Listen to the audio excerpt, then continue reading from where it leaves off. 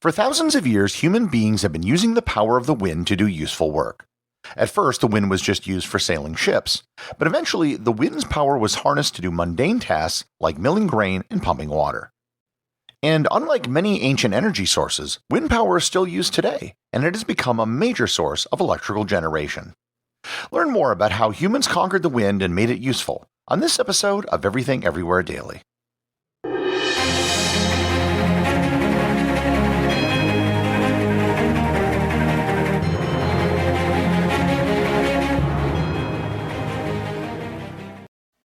Hey everyone, I wanted to tell you about a podcast that I think you might enjoy called Profoundly Pointless. Profoundly Pointless is an interview podcast hosted by former TV news anchor Nick Van Zant. It is a highly eclectic show with interviews with everyone, including UFO investigators, exorcists, food chemists, star researchers, professional slap fighters, ice climbers, and many, many more. The topics and conversations are never the same. In fact, you might be interested in checking out the interview from March 31st with a particular travel photographer and history podcaster that you might be familiar with. Profoundly Pointless has twice been nominated for an Ambie Award for Best Interview Podcast, and if you're not familiar with the Ambies, they are the Oscars of podcasting. The topics and conversations are always different, but the goal is always the same. Learn something new. Something that I know all of you take to heart. Profoundly Pointless is available on all the podcast platforms, including where you are listening to this right now. Once again, please go check out Profoundly Pointless.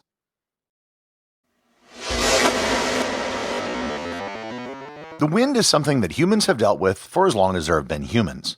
Outside perhaps drying meat and hides after a hunt, there's no evidence of Paleolithic people doing anything to harness the power of the wind.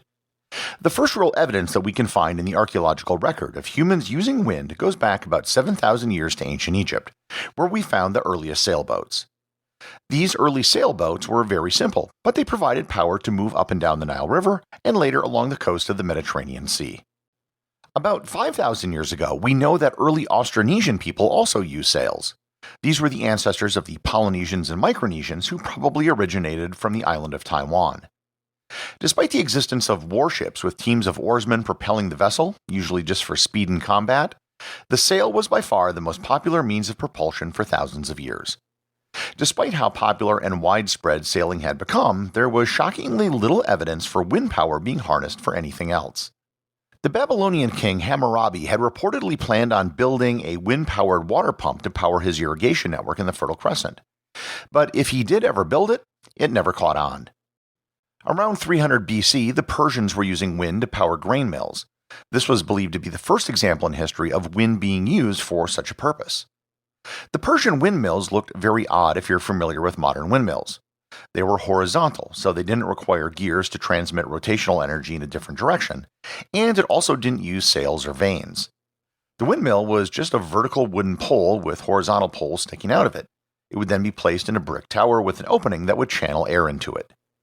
The lack of sails was rather astonishing, considering that sails were also used on ships to catch the wind.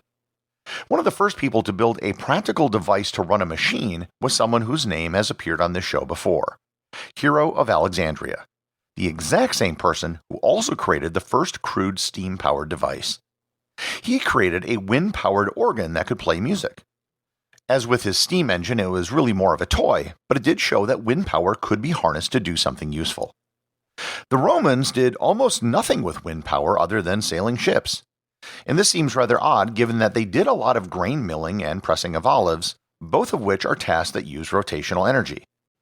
The best reason I've come across was that the Roman use of slave labor stunted their technical development. They probably could have developed windmills, but why bother when you can just throw cheap human labor at a problem? The first widespread use of wind didn't really develop until around the 8th century in what is today Iran and Afghanistan. They created a better version of the Babylonian horizontal windmill, but it was used to pump water. These horizontal wind pumps use sails to power the rotation of the main axle, vastly increasing their power compared to their ancient versions. These Persian wind pumps rapidly spread across the Islamic world and eventually to India and China. The rotational energy they created was also easily adopted for the milling of grain as well. The horizontal windmill arrived in southern Spain around the early 11th century via the Caliphate of Córdoba. The horizontal windmill was simple, but it had serious problems. Given its orientation, there was a limit to how much wind it could catch.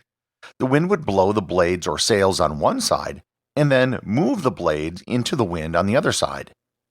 The next big innovation in windmill design was the vertical windmill. And this is a windmill that looks like the windmills that you're familiar with. The blades all faced the wind and delivered much more energy than horizontal windmills. The first vertical windmills appeared in the 12th century, and the first known vertical windmill was in the village of Weedley in Yorkshire, England. This was a huge improvement in windmill design, so much so that it's persisted for almost 900 years. However, there was still a small problem. It worked great if the wind happened to be hitting the blades head-on, but what happened if the wind changed directions and now was coming in from the side or even from behind? The solution to this problem was the development of the post mill. As the name suggested, the post mill had everything mounted on a single vertical pole. This allowed the entire apparatus to be rotated to always face the wind. The farmer who operated the windmill would just have to push a giant handle on the outside the windmill to turn it. You can still see post mills scattered about Europe today, and many of them are still functioning. The post mill then led to the development of the hollow post mill, where the center pole was hollow so a drive shaft could be put inside. This allowed the windmill to turn and still move whatever machinery was attached to it at the bottom. The 13th century saw much of this innovation in windmills in Europe. This was the high technology of the period. Turning an entire windmill was still pretty inefficient, however, and it also limited the size of how big a windmill could be if you had to turn the entire edifice. This led to the creation of the tower windmill. And if you've seen old windmills in Europe, this is probably the type you were seeing. Tower windmills were built on masonry towers, allowing them to be much larger and taller than post windmills. The key to the tower windmill was that only the top of the windmill connected to the blades had to be rotated. That meant a single person could move a much larger windmill and do it inside the tower regardless of weather conditions. Perhaps the biggest user of windmills in Europe were the Dutch. In fact, windmills were so ubiquitous in the Netherlands that they have become the country symbol. The reason for the extensive use of windmills by the Dutch was to pump water. A great deal of agricultural land in the Netherlands is below sea level. In order to keep the land productive, it has to be pumped almost constantly.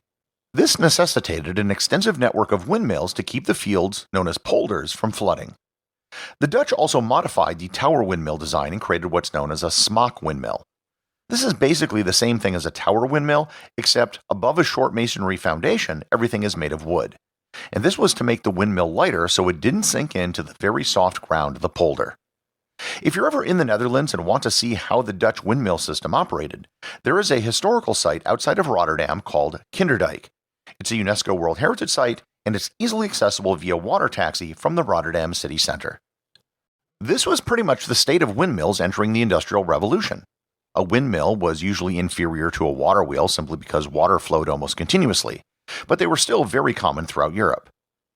Peak windmill probably occurred around 1850, when there were 200,000 windmills in Europe and 500,000 water wheels. The development of the steam engine made the windmill mostly obsolete. Some places may have used them if they still had them, but machines were far more powerful and efficient for whatever you wanted a windmill to do. There was still occasional windmill uses in remote areas. On the Great Plains in the United States, windmills would often be set up to pump water for cattle. An estimated 6 million of these small windmills were installed across the United States. However, just as machines rendered windmills obsolete, a new technology emerged: electricity. All you needed to do to create electricity was to turn an electric dynamo. This was usually done with water or steam, but it could also be done with wind. The first windmill to generate electrical power was built in 1887 by Professor James Blythe of Anderson College of Glasgow, Scotland. He used his hand-built windmill to generate power for his cottage on the seashore. He actually offered to power the streetlights of the nearby village of Marykirk, Scotland, but the people there declined the offer as they thought electricity was the work of the devil. Throughout the 20th century, wind-powered electrical generation remained very niche. It was mostly used in places that couldn't get access to the electrical grid. It wasn't until 1941 that the first megawatt electrical windmill was built. It was erected on Grandpa's Knob Mountain in Castleton, Vermont. Unfortunately, it only operated for 1,100 hours before one of the blades broke, and it was never fixed due to wartime rationing. And it was to remain the largest electrical windmill in the world for 48 years. What really changed with respect to wind-powered electrical generation was the OPEC oil embargo of the 1970s. Energy prices rose, and people began looking for cleaner energy alternatives. Moreover, technical changes also made wind power far more feasible than it was before. The key to creating cost-effective electricity with wind is scale, and when it comes to wind, bigger is better. The reason has to do with the area covered by a windmill versus the size of its blades. As a windmill turns, it's being turned by wind flowing through a circle the size of the rotating blades.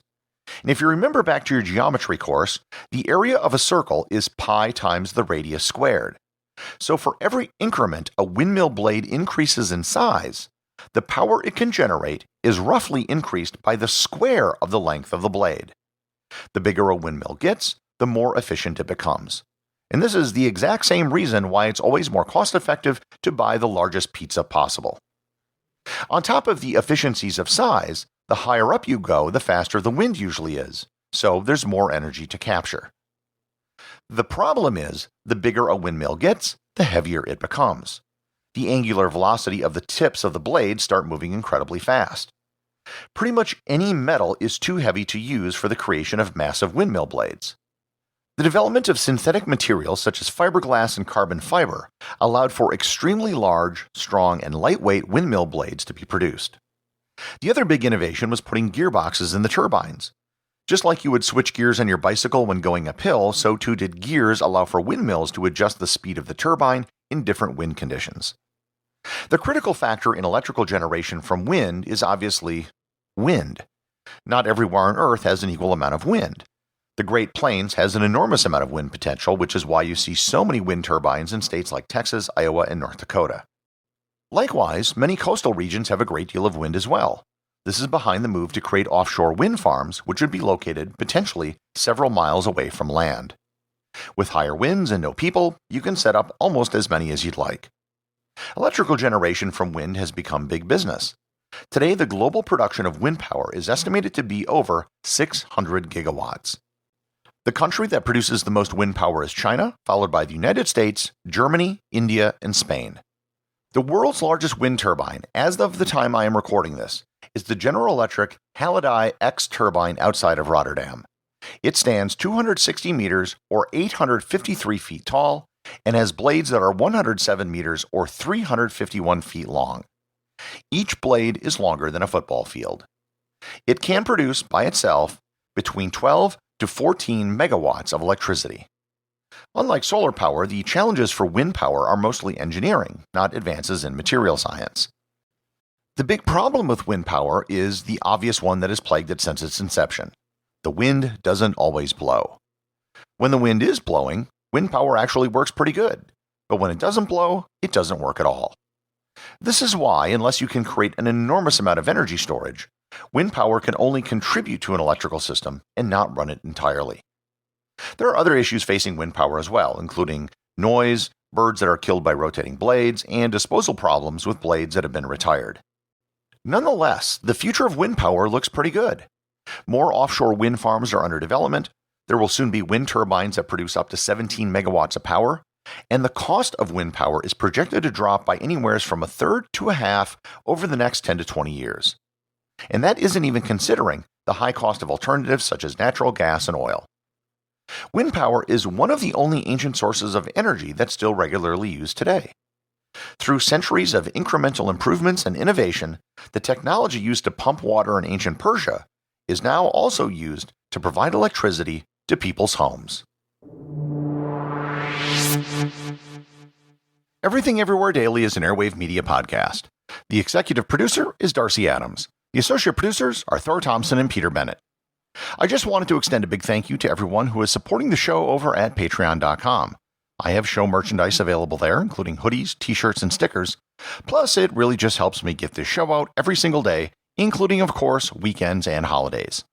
Remember, if you leave a review or send me a boostagram, you too can have it read on the show.